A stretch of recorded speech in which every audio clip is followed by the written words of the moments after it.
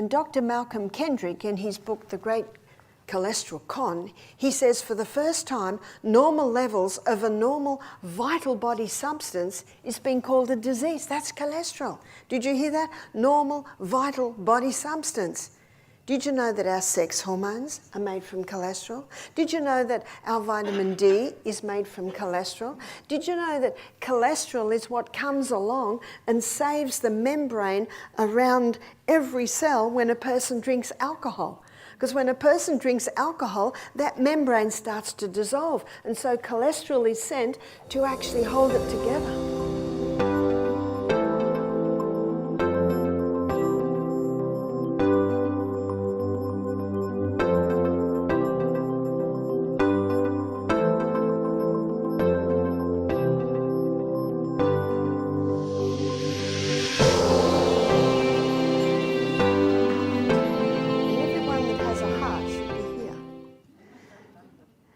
Because if the heart stops, we stop. And it's the number one killer in the world today is heart disease. And so this is something that demands a look, because God designed the body to heal itself.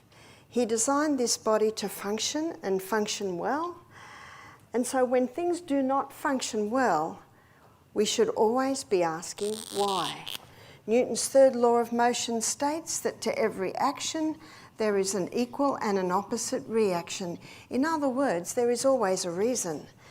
And in Proverbs 26 verse 2, the Bible says that the curse causeless shall not come. So no heart problem, no heart disease happens without a cause. So why are so many people dying of a heart attack? In fact, one of the first signs that a person has a problem is sudden death. There's not much warning there. But a lot of people today are not used to listening to their body. It's important to listen when the body speaks. And so I'd like to have a look at some of the steps that medicine is taking in an attempt to reduce heart disease. And one of them is to introduce the fat-free diet. Fat-free or low-fat diet. So the fat-free diet and the low-fat diet have become popular probably since about the 1980s. So I was intrigued to know, where did this come from? How did this start?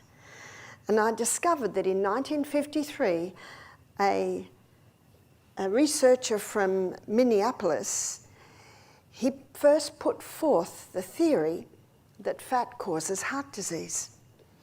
I have a book at home, it's called The Great Cholesterol Con by Dr. Malcolm Kendrick, a cardiovascular surgeon. And he states in this book that there is no proof that fat causes heart disease. Interesting, cardiovascular surgeon. He's performed many bypasses. So he's in there, he's looking at the arteries. In fact, he says in his book, that he's got a quote from Ancel Keys that says, "We're still waiting for the proof, and we're pretty sure it'll come." Is that science? That is not true science at all. Science is based on fact, on evidence. And if you look historically at the way people have eaten for thousands of years, there was no real heart disease till the early 1900s. Why? What happened in the early 1900s? They started to extract oil from hard seeds. They started to make cheap oils. You see them in the supermarket shelf. You've got corn oil, canola oil, you've got peanut oil, all in clear plastic bottles, these oils. How do they extract them? They extract them using high heat. They extract them using chemicals. But traditionally, depending where you lived, if you lived in the northern countries, right up north, it'd be fish, it'd be seal, coming down a little bit, probably dairy. This is in the Norway, in Switzerland, Sweden's the Finland, the northern countries, it was usually butter, cream, that's where they usually got their oils. Come down a little bit to the Mediterranean and we see olive oil's been used, well, the Bible talks about olive oil. It's been used probably since time dot, isn't that the same? Olive oil. And when people ate extensively of olive oil, there was no heart disease. And then we come to the tropics.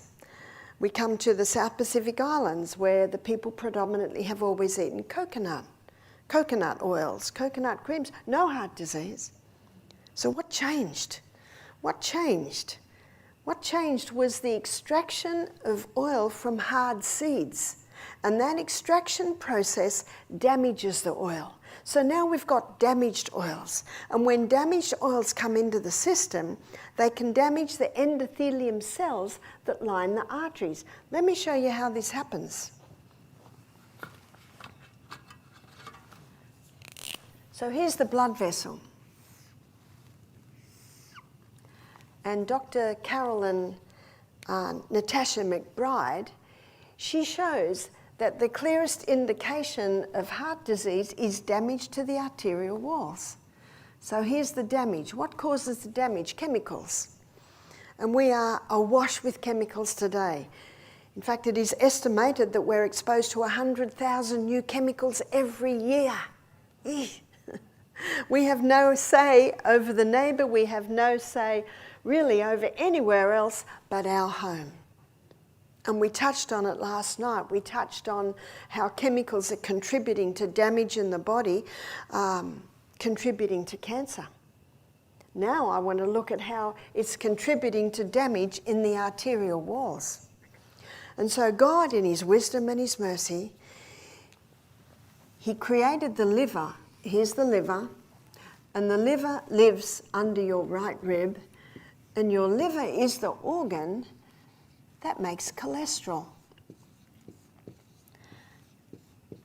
And Dr. Malcolm Kendrick, in his book, The Great Cholesterol Con, he says for the first time, normal levels of a normal vital body substance is being called a disease. That's cholesterol. Did you hear that? Normal vital body substance. Did you know that our sex hormones are made from cholesterol? Did you know that our vitamin D is made from cholesterol? Did you know that cholesterol is what comes along and saves the membrane around every cell when a person drinks alcohol? Because when a person drinks alcohol, that membrane starts to dissolve, and so cholesterol is sent to actually hold it together. As a nutritionist, I have studied the human body in detail, and cholesterol is a very important lipid. And 80% of the cholesterol that the body makes, it makes from glucose. And 20% of the cholesterol that the liver makes is made from fat. Just this piece of information alone tells you it's not the butter on the bread, it's the bread under the butter. You see, the wrong guy's been shot. Fat's been shot because of who it hangs around with.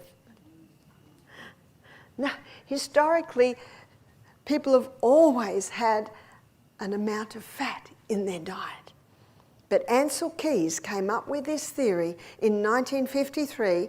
It actually started to take weight in the 70s and the 80s. He looked at people in the world and he chose people that supported his theory. That's not science. He had to throw the Maasai out. The Maasai eat blood, milk, meat, zero heart disease. Did you hear that? Zero heart disease. So he had to throw them out of his equation. That's not true science. It's not the fat. So what causes heart disease? Is it cholesterol? Let's have a look. So the two main cholesterols that the liver makes is high-density lipoprotein, and high-density lipoprotein is called the good guy because it's the carrier. It carries excess cholesterol back to the liver. LDL, low-density lipoprotein, it's called the bad guy, but the body does not make bad things. It has a purpose. Remember, we were created in the image of God. Every single part of us, including the liver, including its ability to make cholesterol. So what we need to look at is why? What is its purpose? I've already touched on a few purposes. So what does LDL do? It's the repairer and the rebuilder. So whenever there's a need for repair, whenever there's a need for rebuilding, that's where you'll find LDL. LDL has another role, and that is it delivers cholesterol to the brain. And the brain loves cholesterol. You see, every membrane around the cell is 50% fat, except for the brain cell, it's 70% fat. And that other 30% comes from that little fatty sheath of the arm coming out of the nerve cell. We had a midwife attend our program at Misty Mountain. She was in her 80s. She'd been a midwife for 40 years in Africa. She said at one stage the African babies were not developing properly. Their cognitive development was inhibited. So they had to look at why this could be so. And they discovered that the mothers were watering down the milk, the powdered milk, to make it go a little bit longer. So the baby's developing brain was not getting enough fat. You go into a supermarket and go to baby formulas, every baby formula has saturated fat in it.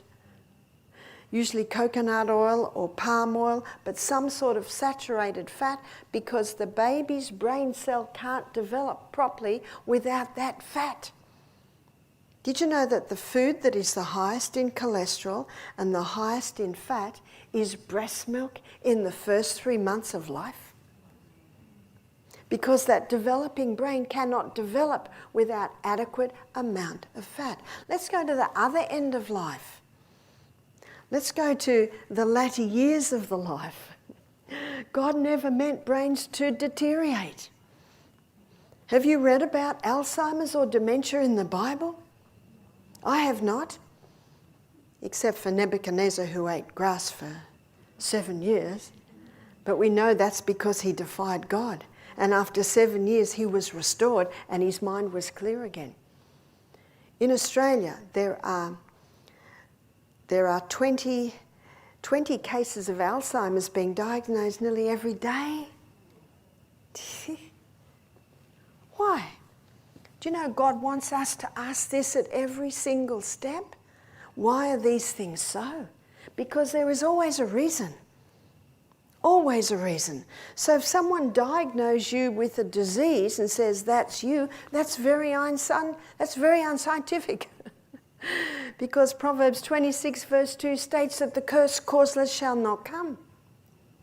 Rudyard Kipling, famous poet, he wrote a whole poem on this, and I'll give you the first stanza. He said, I have 6 trusty serving men. They taught me all I know. Their names are what, why, when, where, how, and who. Do you take them with you everywhere you go? God gave us a brain. He designed us with a brain that wants to know why. And we need to know why. Because if you don't find the cause, you will not have a cure. And that's what I'm endeavouring to take you through now. What is the cause? Let me show you how these two work together in the blood vessel. Because of its low density, LDL will always be found on the edge of the blood vessel. Because of its high density, HDL is always found in the middle. When someone has exposure to chemicals, we touched on it last night, it can be in the clothes, it can be in the foods, it can be in the personal care products, it can be what you wash your clothes with, it can be in so many areas. What you're cleaning your bathroom with. Do you know what's in my laundry cupboard? Sodium bicarbonate, white vinegar. That's it. And I have a biodegradable washing detergent. My daughter recently, her front loader washing machine broke down, and the mechanic came and he said to her, these washing machines are so efficient today, you hardly need any washing detergent. Did you hear that? He said, in fact, most people would find their clothes clean if they put a quarter of what is advised in the washing machine. Last year I was travelling, and I was at one house. I went to wash my clothes, and all their laundry detergent was pretty toxic. Sometimes I put a bit of shampoo in if I can't find. And I thought, it's just a little perspiration from the day. I'll just wash my clothes in water. So I didn't put any washing detergent in. I went through the whole cycle. I hung it on the clotheslines, because in Australia that's what we do. We hang all our clothes on the clothesline. It seems to be a forgotten art here in the United States of America. So when I wash my clothes and ask for the clothesline, they look at me a little bit funny. In fact, one lady said, "Oh, my grandmother used to do that." Do you know that the sun purifies your clothes? And so I put my clothes on the line. The house I was staying with was in Europe, and they had a clothesline. At the end of the day, I smelt my clothes. They smelt beautiful. And I just washed them in water. So be careful of your exposure, your family's exposure to chemicals, because they all come in. The blood picks them up, and they start damaging the endothelium cells that line the arteries. Heavy metals can also do it. The mercury fillings in the teeth, did you know that they are constantly leaching the mercury into the body? You can Google the smoking tooth, and it's just a couple of minutes, not even that.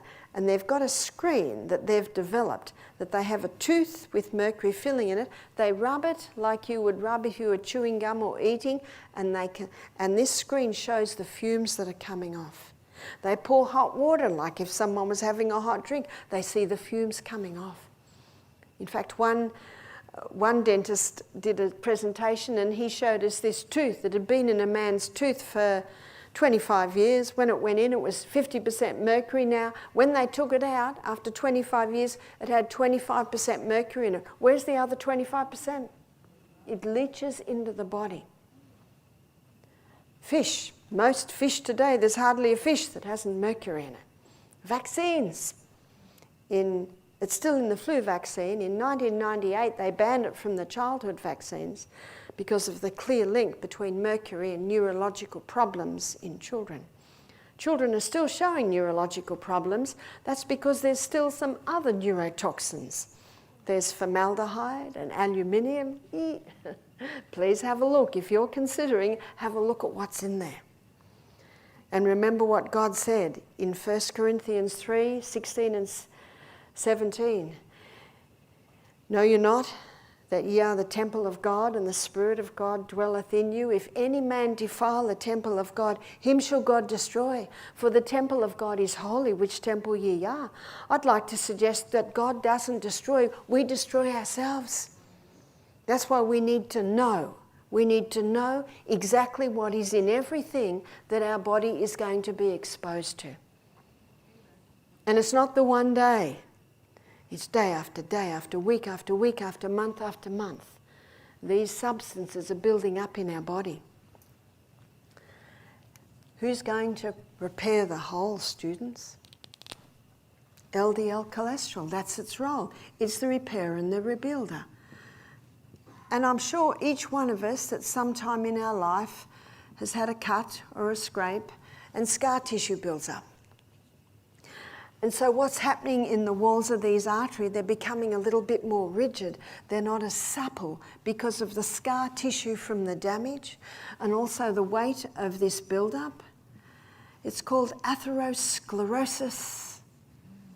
To blame cholesterol for heart disease is like blaming the fire trucks for the fire. Well, have you noticed they're always there? It's the one common denominator. No, cholesterol is just doing what God designed it to do. And the liver will make cholesterol according to the demands. More damage, more cholesterol. Can you see that? Something else is happening. Little protein molecules float through the bloodstream. And when someone is eating a high carbohydrate diet, what's a high carbohydrate diet? Cereal and toast for breakfast, sandwiches for lunch, pasta for tea, maybe cakes, biscuit, you call them cookies, donuts mid-morning, mid-afternoon. There are a lot of people that are eating high carbohydrate diet. And we'll be looking at it tomorrow when we look at diabetes and the effect it has on diabetes. But that causes a high glucose release into the blood. And so that high glucose release into the blood causes some of the glucose to connect with the protein molecules. Now it becomes sticky. And it sticks on the wall of the arteries. Now let's say we have a very narrow spot here, and this one dislodges and it gets stuck. And if that's in the carotid arteries going in your neck, the person will have a stroke. And if it's in the heart arteries, there's a cardiac arrest. That's one of the main causes. So to blame cholesterol is actually just doing its job. I have several books in my library at home. One's called The Great Cholesterol Con by Dr. Malcolm Kendrick, cardiovascular surgeon. Another one's called The Great Cholesterol Lie by Dr. Dwight Lundahl. He's performed 10,000 bypasses and he's written a book, The Great Cholesterol Lie. Another one is called The Great Cholesterol Deception by Dr. Peter Dingle. Another one's called The Great Cholesterol Myth by Johnny Bowden. Another one is called The Great Cholesterol Hoax. We're running out of words. These people don't even know each other. They've written it from different parts of the world because they've come to the same conclusion. And what has the proverb said? In a multitude of counselors, there's safety. Has the fat-free, low-fat diet, has that reduced heart disease? No. And what's the definition of insanity? To do what you've always done and expect different results. And with this fat-free, low-fat diet, they introduced something to take the place of butter. It was margarine. Margarine is a toxic fat. In fact, it's only one molecular structure short of plastic. And when margarine goes into the body says, alien from outer space has just entered. Get rid of it as quickly as possible, but on the way it's starting to damage the arterial walls even more because it's a damaged fat. The damaged fats are contributing to heart disease. We need to take fat into our body the way God made it. In the nuts, the seeds, the coconuts, the avocados. And the two plant oils that have been extracted for centuries, extracted from the flesh of the plant, so women could even do it in their kitchens. And this is the coconut and the olive oil. These have been eaten for centuries and didn't cause heart disease way back then. Something else has risen since this diet's been around, and that is mental illness, Alzheimer's, and dementia. What else has been implemented to try and reduce heart disease? Number 2, get as many people as possible over the age of 50 onto cholesterol-lowering medication. In fact, they're often called statin drugs. So we'll just call them the statins, it's easier to write. There's a Crestor and Lipitor. They're two common cholesterol-lowering medications. I have a book at home. It's by an astronaut, and also he's a medical doctor. And his name is Dr. Dwayne Graveline. And the title of his book is Lipitor, Thief of Memory. So he went for his yearly blood test, and the doctor said, oh, your cholesterol level's a little bit high. What is it? 220. I want to put you on cholesterol-lowering medication. It's a little bit high. We don't want you to drop dead from a heart attack. So he took the statin drug through fear. Is that right? There's no other reason. He doesn't want to die. 6 weeks later, his wife found him out in the garden. He didn't know who she was. He didn't know who he was. He didn't know where he was. The wife thought the only thing that has changed is that medication, so they stopped it immediately. Within a few days, he certainly had improved. A year later, he went back for his, well, it was 10 months later now, went back for his yearly blood test. Cholesterol levels were 220. His doctor said, still a bit high. I don't like it that high. We want to get you down. I want to put you back on Lipitor. And Dr. Dwayne said, I'm not going to go back on that. I nearly went mad on that. Doctor said, that's very rare. We'll put you on half dose. Okay, why did he go on half dose? Fear. 6 weeks later, his wife found him out in the garden, didn't know who she was, didn't know where he was, didn't know who he was, stopped it immediately. And so he wrote it up on social media. And the social media people said, wow, can we put this out there? He said, be my guest. Within hours, thousands of hit. The same thing happened to me. How do the statin drugs work? They block the pathway in the liver that the liver uses to make cholesterol. But that same pathway that it uses to make cholesterol, it uses to make coenzyme Q10. What's coenzyme Q10? It's your heart protective enzyme. So you can go on statin drugs thinking that you're going to reduce your risk of heart disease, and you can actually increase it because you've now lost coenzyme Q10. Here are the side effects of the statin drugs: muscle wasting, memory loss, Alzheimer's, dementia, and they've just added another one, it's breast cancer. Because if you don't have enough cholesterol, you can't make your sex hormones correctly. The ability of your body to make them is compromised. I remember one of my favourite authors, she said, drugs never cure disease. They just change the form and location of, and can't you see it in this? I was in New Zealand. I was in Invercargill, and I gave a meeting on Tuesday night on heart. I went there 2 days later, giving lectures on another subject, and a couple came up to me. They were in their 80s. The lady was little and very quiet, and the man said, I need to tell you something. He said, my wife's been on Lipitor for 10 years. We were planning to put her in an aged care facility because she's leaving the iron on, she's starting to wander. It's really hard to keep our eye on her. He said, I'll wake up in the middle of the night and she's gone and she's walking down the street. He said, we feared for her safety, so we were making steps to put her in an aged care facility.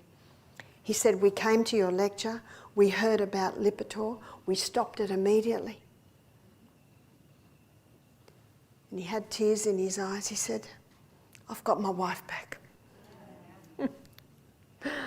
In only, 48 hours, the wife was recovering. You can stop the statin drugs immediately, but there will be a side effect. Your memory will return. There is no other side effect when you stop it. There's actually only improvement, that's all.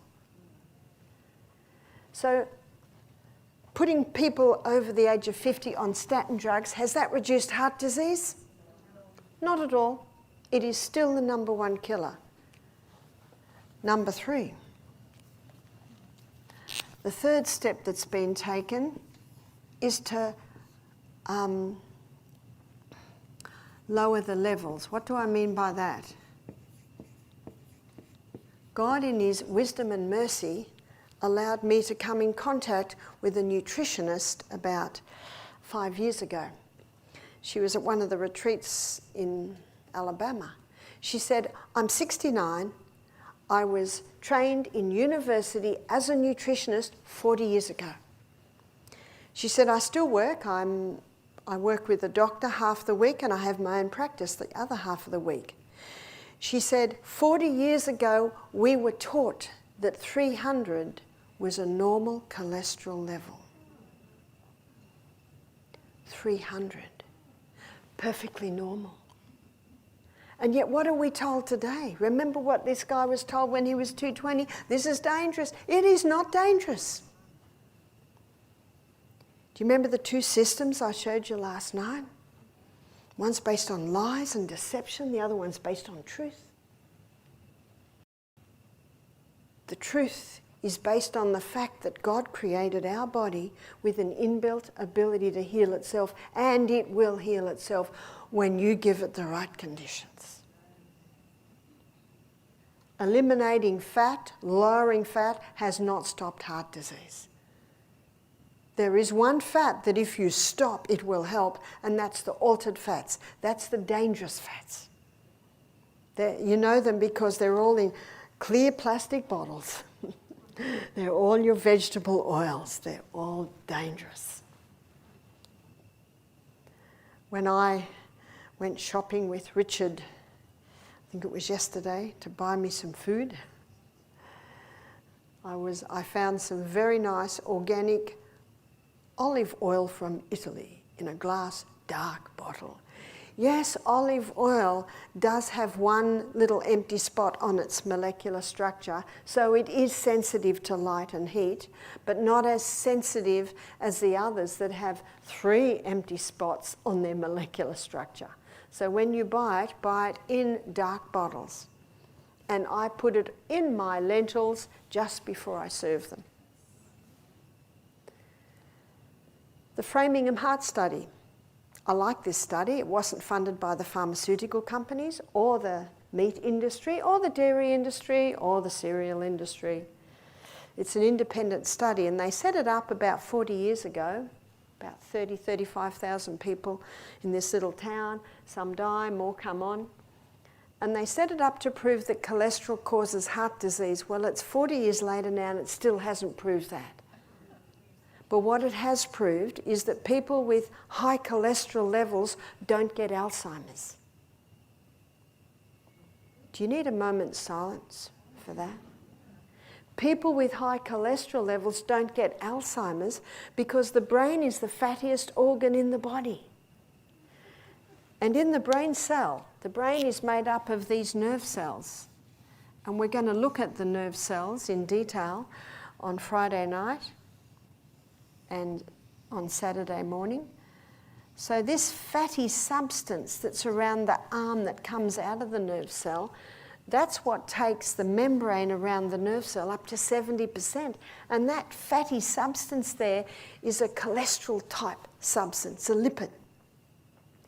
And that plays a very important role in protecting the nerve cell from damage from mercury or heavy metals or chemicals.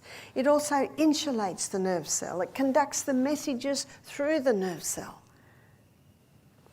And that's why the nerve cell is 70% fat.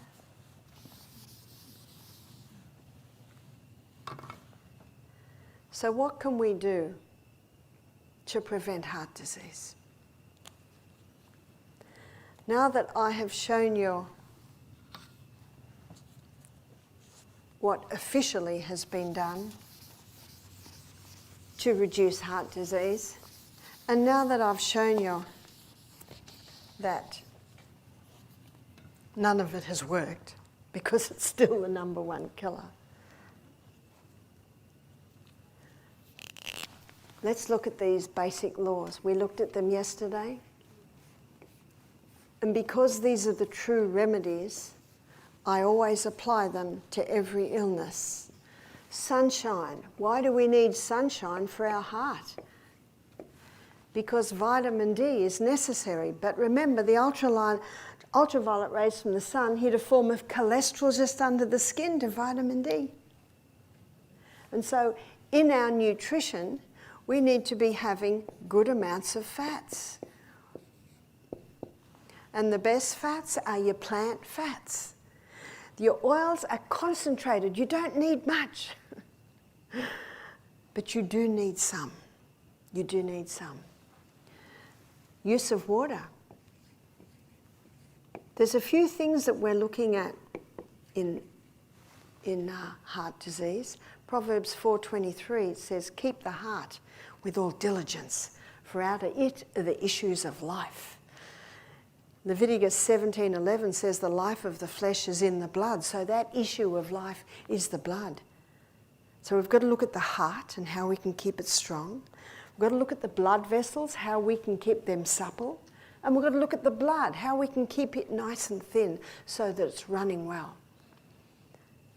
One other thing that they have done in an attempt to lower heart disease is put everyone over the age of 50 on aspirin. Left out the S there, aspirin. Does that work? No.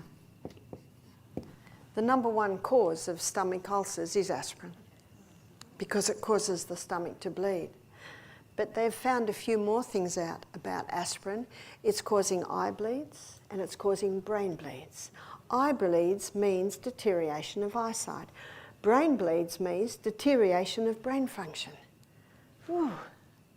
Drugs never cure disease. They just change the form and location. So as we go through our laws, I'm also going to be discussing some herbs that are particularly helpful with heart disease. Use of water. Water is the best blood thinner. When I used to work at Misty Mountain Health Retreat a few years ago, I used to do a live blood analysis. I would take 1 drop of blood when the people come in. I would put it on the slide and then put it up on the little television screen under the microscope, and it came up on the television. And everyone could look at their blood. And every now and then, by the way, blood should be like this. It pops around, pops around. And every now and then, I'd look at a blood slide, and it's like this. And I would always presume I'd spoiled the slide. It's easy to spoil a slide. 5 blood slides later, it still looked like that. So I said to the person, how much water have you drunk today? And I remember this one girl, she was only 18. She said, I don't drink water. I said, yeah, mercy. I said, well, I can't look at your blood. It's just all clumped together. I can't tell what the cells look like. And her mother walked in the door and I said, let's look at your mother's blood. And the mother's blood was like this. And I said, your mother's 25 years older than you and she's got better blood than you. She said. See, she didn't really want to be at our health retreat. She was annoyed that her mother had brought her. But that shocked her and she started to drink more water. I looked at her blood later in the week and it looked like this. Dehydration is easy fixed. It's called drink more water. Lovely story about this girl. After the first lecture, she became interested, excited, got a pen, got a paper. And at the end of the week, you know what she said to me? I wish this was the first day. I saw her mother 10 years later and she said she's a mother now and she's doing everything she learned at Misty Mountain. Knowledge is power, yeah? And that's why I know that the best blood thinner is water. We had a pathologist do our program and he said, we did studies on caffeine. He said, you know, it takes 5 glasses of water to make up for the dehydrating agents in 1 cup of coffee. And of course, especially if that coffee has a teaspoon or 2 of sugar in it. But I want to introduce you to another blood thinner. Actually, I think this is a good colour for it, cayenne pepper. Some people get a little bit concerned about cayenne pepper, saying, isn't it a stimulant? It is, but it's not a nervous system stimulant, it's a blood stimulant. And if the life of the flesh is in the blood, a herb that stimulates more blood to the area means more healing. Blood brings water, it brings nutrients, it brings oxygen, it carries away waste, it carries the red blood cells. So more blood means more life, as the Bible says, more of the ingredients that our body needs to heal. Last week at Eden Valley Retreat, we had a man there who had a clotting disease. Both of his siblings had died from clots, and he was on Warfarin. You've heard of Warfarin? It's actually rat poison. It's just that they don't give as much to humans, so they don't bleed to death. He said, I'm scared to come off it. He said, I found my sister when she'd passed. So, you know, he had fear, but this fear was pretty granted, wasn't it? But he said, this Warfarin is knocking me about. I feel terrible. I said to him, I can't tell you what to do. Only you and your doctor have authority over your medication. But I can tell you what I would do. I said I would take 2 capsules 3 times a day of cayenne pepper. Because what cayenne pepper does is it thins the blood. Cayenne pepper also, so we'll write this down because it's very impressive, it thins the blood. It acts as a vasodilator. What's a vasodilator? A vasodilator dilates or opens the blood capillaries. And cayenne pepper also strengthens the arterial wall, which means it can help to clear out all of this debris. Isn't that good news? Can it be cleared? It can. You might have heard of Dr. Agatha Thrash. Her and her husband Calvin, both doctors, they started Uchee Pines. You've probably heard of Uchee Pines in Georgia. Well, I had the privilege of meeting her when she was still alive and visiting her retreat probably 18 years ago now. And she tells this story, that they had a lady come to their retreat who was 75, who was an alcoholic. And she did the program, stopped drinking, of course, and while she was doing the program, she surrendered her life to God. And at the end of the program, so she got physical, spiritual, emotional, and mental healing. At the end of the week, she said, I don't want to go home. I don't want to drink again. And they made arrangements for her to live on the property and help with the laundry or something like that. In fact, the next 10 months were the happiest years of her life, she said. She'd come from a troubled home and she'd resorted to alcohol. When she came there, she'd had an angiogram and her arteries were 85% blocked, like this. That's about an 85% blockage. After 10 months, an embolism burst in her brain and she died. Agatha Thrash did a post-mortem on her and her arteries were clear. That's 10 months. 10 months drinking water on these Sustain Me principles and her 85% blocked arteries were clear. Now, you don't always get the opportunity to have such a clear test. They can be cleared. Praise God. God is in the business of healing. Yeah. And what did he say in John 10:10? I have come that they might have life and have it more abundantly. Life should be good. Many people are sick and life isn't good. But there's no need when you realise what can be done. Now this lady, 70 years, in fact 50 years an alcoholic. That's why she had the embolism. Her arteries were thin. But she had 10 good months. And she's thankful for that. We've missed an S, haven't we? Psalm 55:22, the Bible says, cast your burden upon the Lord, and he shall sustain thee. He will never suffer the righteous to be moved.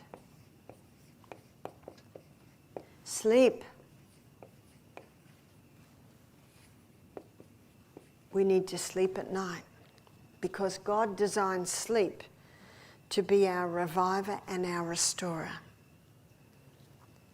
Tomorrow night I'm talking on diabetes. That's Wednesday night, yes? Thursday night I'm going to be talking on sleep. And I will take you right inside the brain and shows you what happens when we sleep. And obviously what does not happen when we don't sleep. When you sleep at night, it allows your heart to relax. It allows your blood to move slower and clearly through the arteries. We need to sleep to keep our heart and our blood vessels strong. Trusting God means no worry. When you become a Christian, things don't automatically get easier, but you have a friend. And remember what we had said last night? He said, I will hold thine hand, I will keep thee. Stress can intensify high blood pressure. There's a condition called white coat blood pressure. You've heard of it? When the person gets into the doctor's office, they stress about what their blood pressure might be, and guess what? It's up.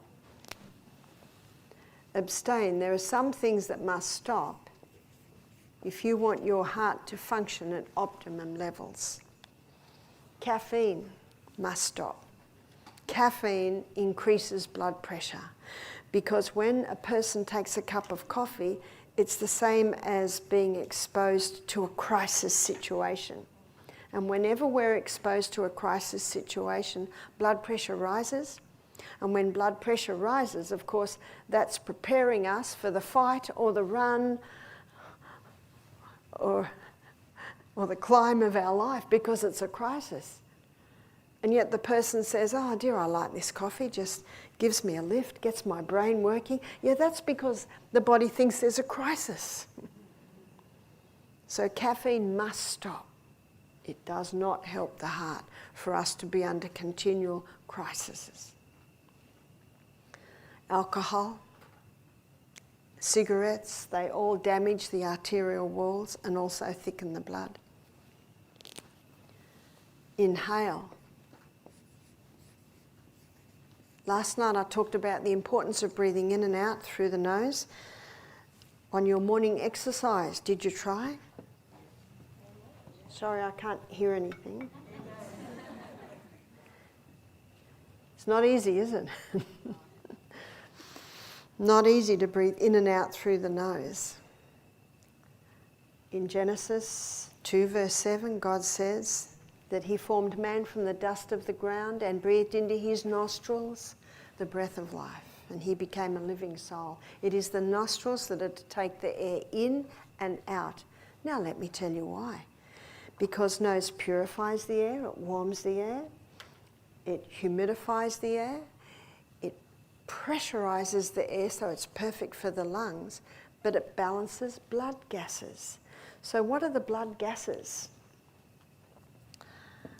This has to go, so I've got more room. Actually, I can take this away because we've already looked at that. What are the blood gases? There are 3 blood gases. One is oxygen, the other is carbon dioxide. Carbon dioxide is the waste from combusting oxygen and glucose at the cellular level. And the other one is nitric oxide. These are the 3 blood gases that nose breathing balances. What do I mean by oxygen and carbon dioxide? Down at the end of the lungs there are it's like little bunch of grapes, and they're called alveoli. And there's little capillary networks over there. And there are 4 docking stations on the hemoglobin for oxygen. But that can only be picked up if there's 4 molecules of carbon dioxide. So 4 molecules of carbon dioxide means 4 molecules of oxygen can be picked up. But if the person's breathing out through their nose, through their mouth, they lose too much carbon dioxide. So maybe there's only 2 molecules of carbon dioxide, so only 2 molecules of oxygen can be picked up. That happens again at the cell. The docking station for oxygen must have carbon dioxide because there's a transfer. So when we breathe in and out through our nose, it ensures adequate amounts of carbon dioxide to be able to pick up the oxygen. But carbon dioxide is a vasodilator. So when we're having adequate amounts of carbon dioxide, of course you can have too much, but you can also have too little. But nose breathing allows the body to balance these gases. Vasodilator means open the capillaries. Nitric oxide is made in the sinuses. When you mouth breathe, you do not make nitric oxide. You only make nitric oxide if you're breathing in and out through the nose.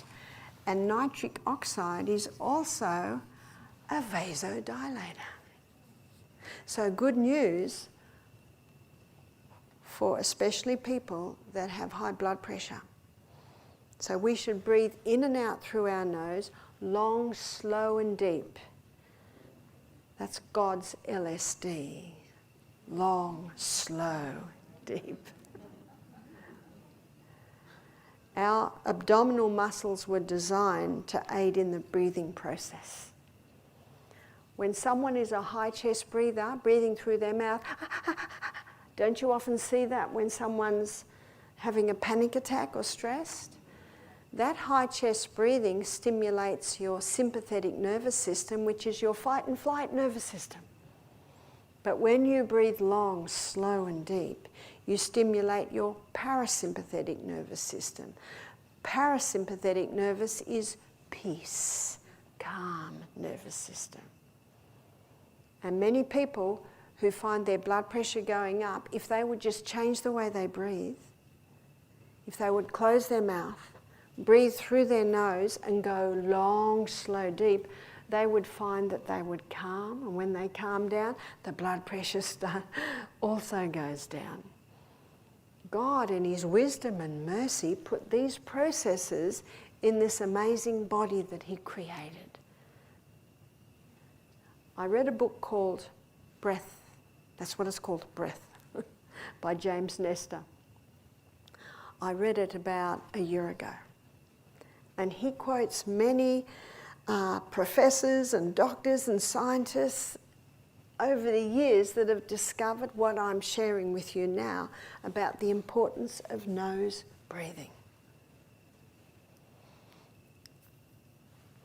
So inhale, I think you'll agree with me, takes on a whole new aspect. So it always must be nose. Nutrition. Nutrition is vital to strengthen the heart. Nutrition is vital to strengthen and repair these endothelium cells. And nutrition is vital to keep the blood nice and thin. And the food that does that better than any other food we find in Genesis 1:29, where God says, "Behold, I've given you every herb bearing seed, which is upon the face of the earth, and every tree in the which of the trees a fruit-bearing seed. To you it shall be for meat." So there's your nuts, your seeds, your legumes, your beans, also vegetables. Your vegetables and some fruits. That's the perfect diet. That's the Garden of Eden diet. That's the diet that God designed for man. And that is the diet that will keep that blood nice and thin. Moderation. Moderation in all good things.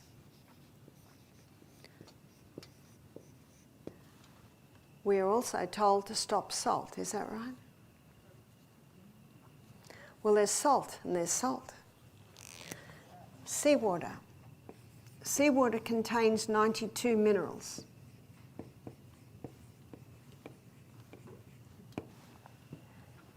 And of those 92 minerals, 50% is chloride and 30% is sodium. And because they're the first crystals formed, man scoops them up, bleaches it white, puts aluminium with it so it runs freely, and has the hide to call it sea salt. We'll call it table salt because it really isn't sea salt. Table salt contains 2 minerals.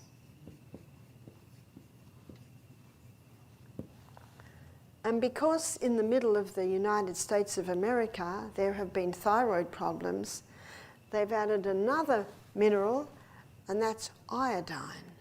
But it's an inorganic iodine. Did you know that when the sea waves roll, the iodine goes up into suspension, lands on the earth? So we get iodine from vegetables grown coastally. But the hand-harvested Celtic salt. The Celtic salt is a hand-harvested sea salt, and it contains 82 minerals. Where are the other 10? They're in such pico proportions, they're barely measurable. And France has declared that whole area where they hand harvest the sea salt like they have done for centuries a heritage site. So it cannot be changed, it cannot be polluted. And it's almost like it's on an estuary like this, and they've got these huge big natural, almost like shallow lakes. But what happens is the sun and the wind comes along and dries them, so they naturally dry, and they dry in crystal forms. And in those crystal forms are locked some of those minor trace nutrients like iodine. That's why when you get the lumpy salt, keep it lumpy.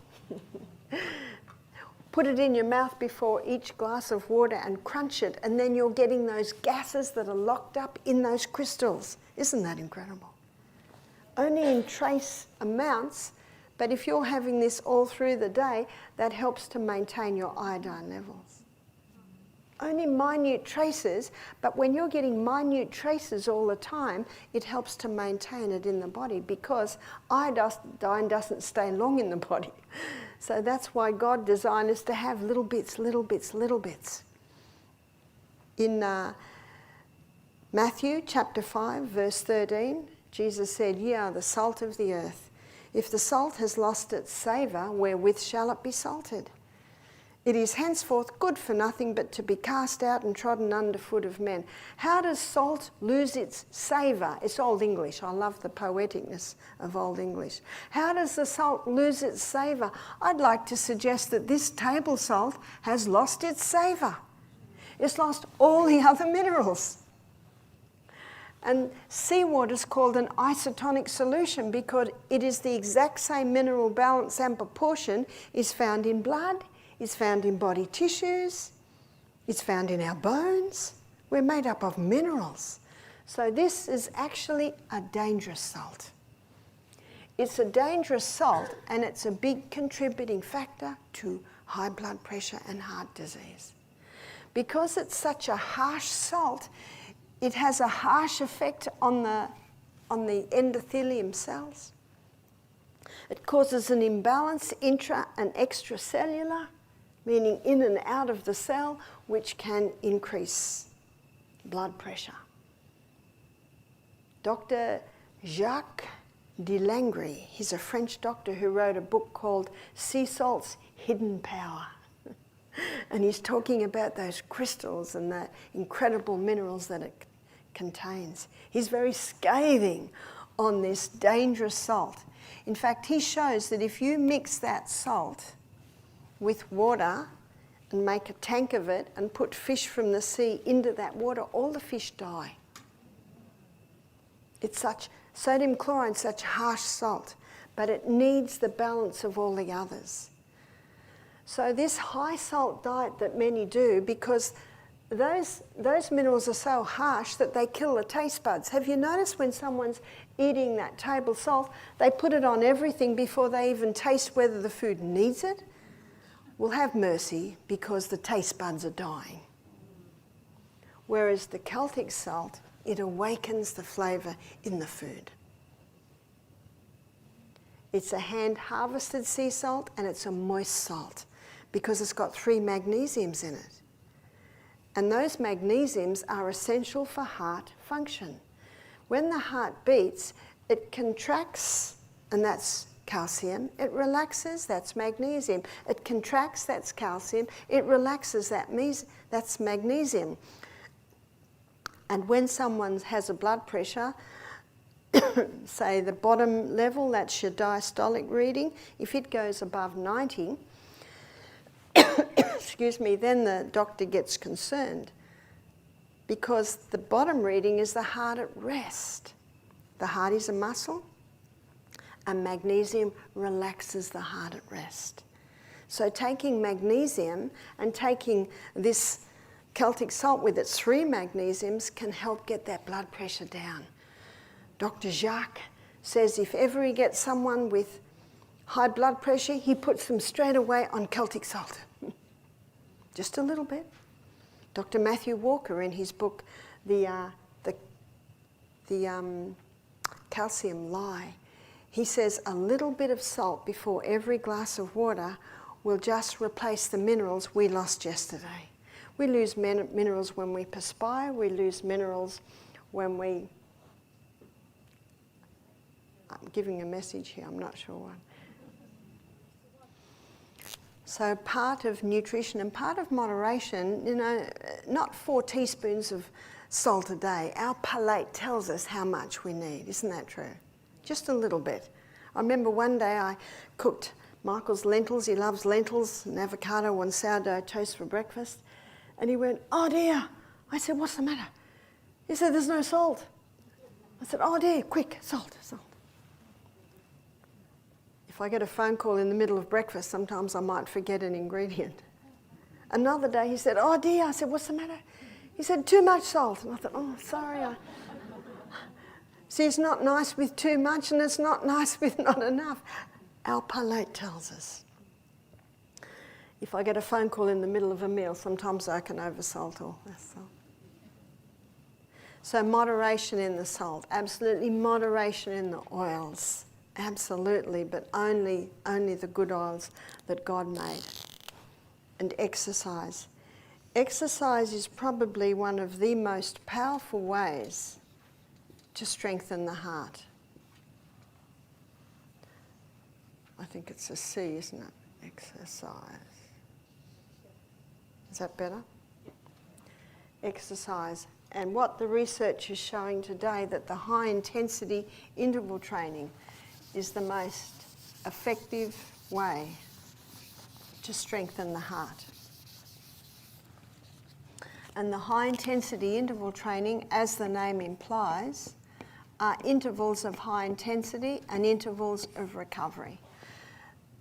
Usually 30 seconds, high intensity, recovery of 90 seconds, and that's done for a cycle of 6.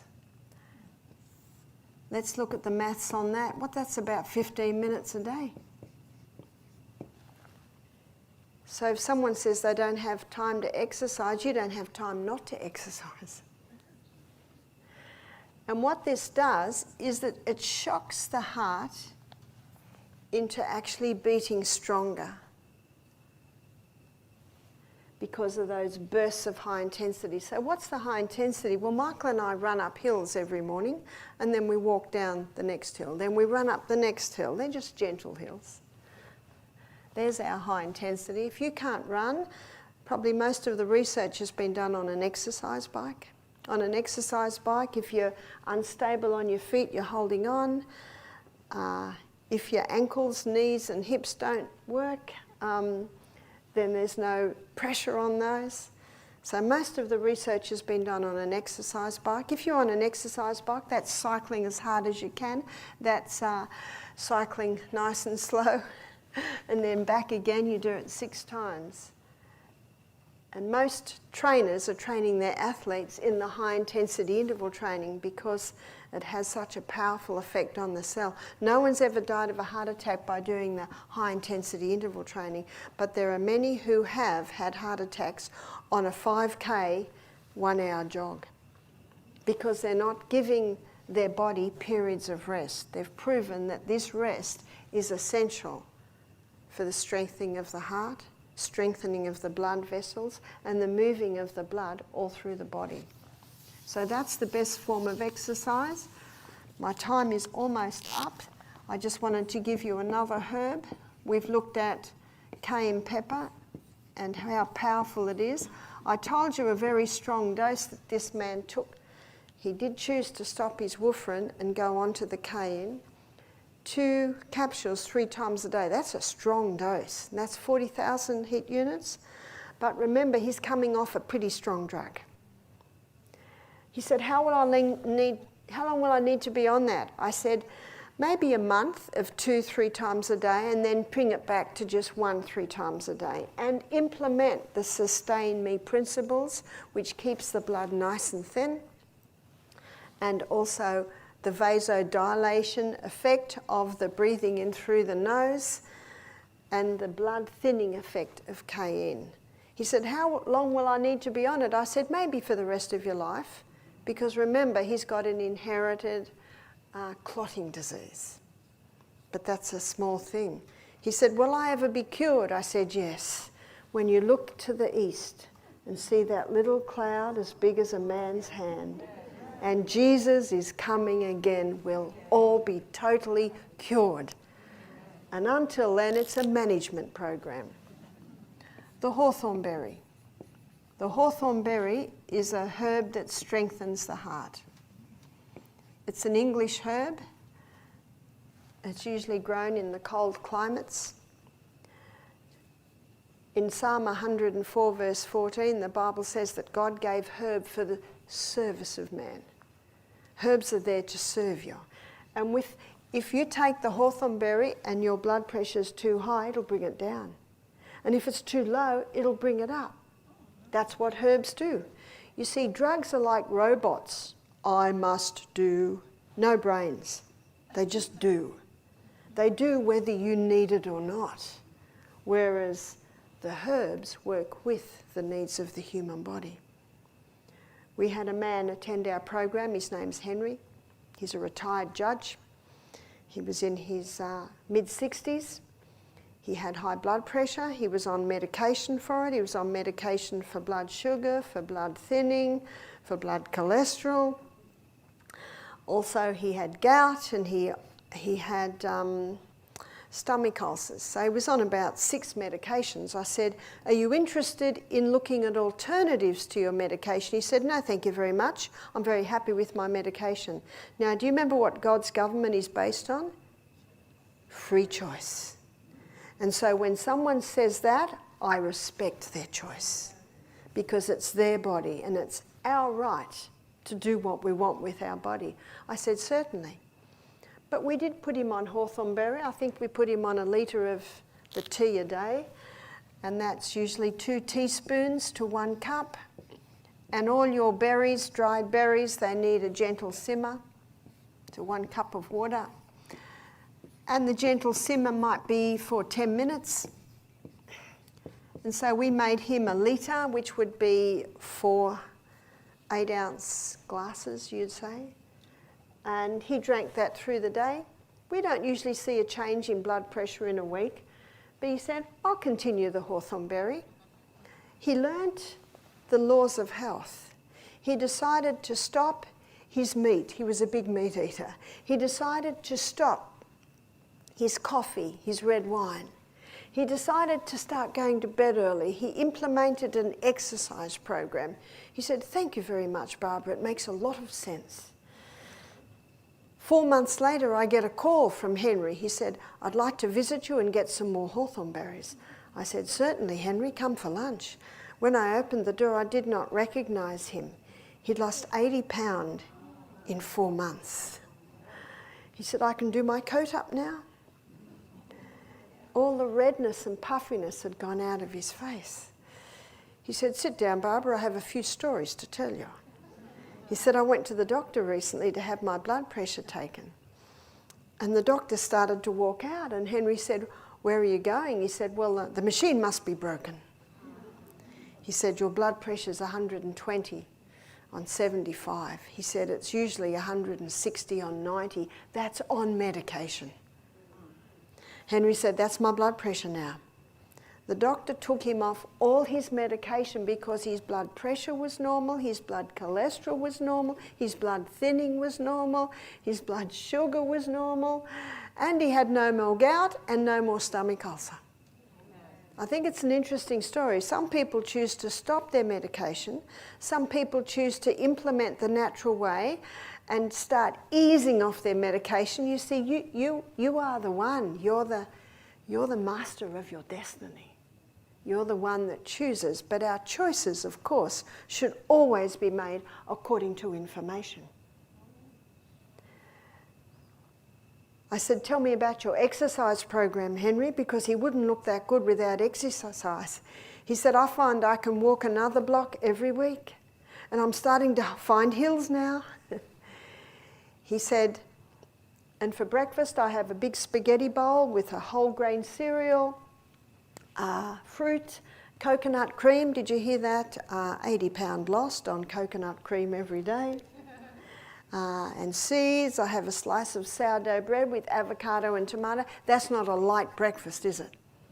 He said, I don't eat again till lunch. He was a bachelor.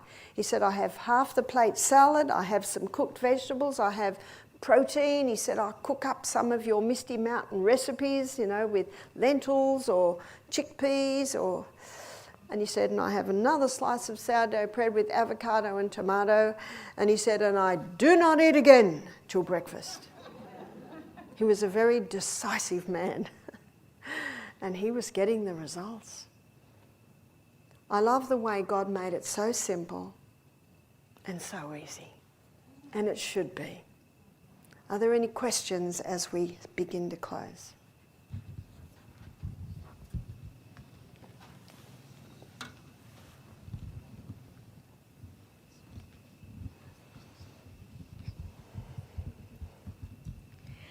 What do you think about avocado oil? You were talking about oils. What about avocado oil? Avocado oil does have some saturated fat. It has a little bit of mono and a tiny bit of polyunsaturated, so it would need to be cold pressed and it would need to be in a dark bottle. Thank you. My question is on sourdough bread. Do you recommend use of sourdough bread? I'm trying to look at the voice. Sourdough bread, that's the only bread I eat because it's the only bread that was talked about in the Bible and it was the only bread that was used before the Industrial Revolution. It's a combination of wild yeasts and Lactobacillus acidophilus. When you eat sourdough bread, you're eating pre-digested grain. It breaks down the protein or the gluten in the grain, making it more digestible. Thank you. Hi, I was just wondering, because you mentioned 220 for cholesterol and 300. Is there a limit to that that would be bad for you? I hesitate to say, but what I like about that information is that a lot of people get worried if they're 220, 250, but this information shows there's nothing to worry about. Thank you.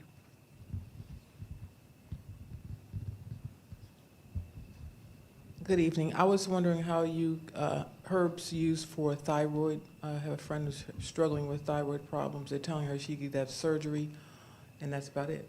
Okay, well, I definitely wouldn't have surgery. And if she watches my hormone lecture online, it shows how balancing the hormones is very important because high estrogen opposes thyroid function. The Celtic salt is very important because of the iodine, but there's a book called Iodine, Why You Need It and Why You Can't Live Without It. It's by Dr. David Brownstein. And whether it's under or overactive thyroid, it usually is because of a lack of iodine. And you can buy something called Lugol's solution and apply it to the inside of your arm and get your iodine levels up quite quickly doing that. But I definitely would not have the thyroid cut out.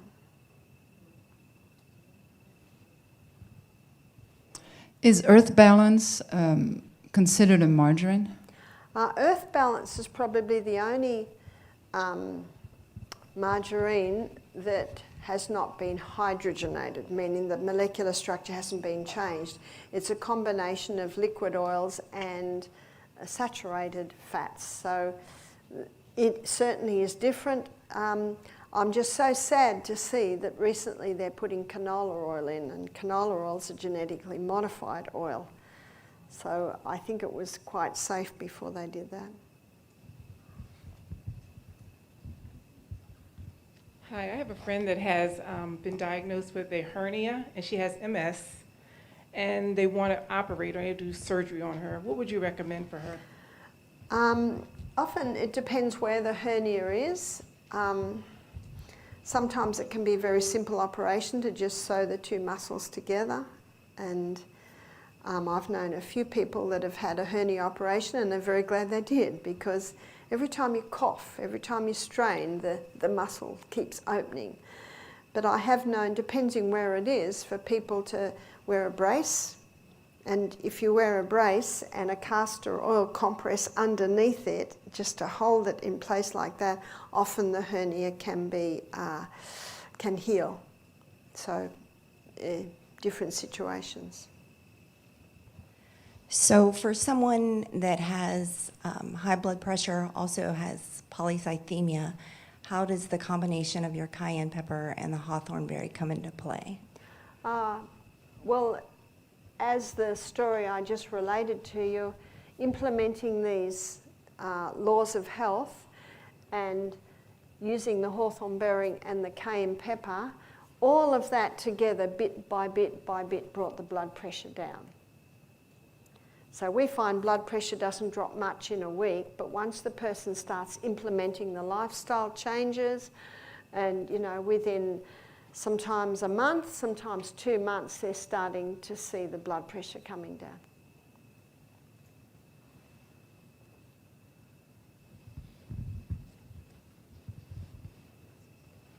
What do you think about using beetroot to lower blood pressure? Using Beet, beet. beet juice. It may. You just have to be careful not to have too much beet juice, because it can stimulate the liver to detox a bit quickly, and the person can get sick. But I guess if it's part of the daily diet, it can help some. Yeah. Hi, good evening. I was wondering if you have any recommendations for tinnitus, like any remedies? Tinnitus, the ringing in the ears, it's often a result of damage to the little mechanisms, the delicate mechanisms inside the ear.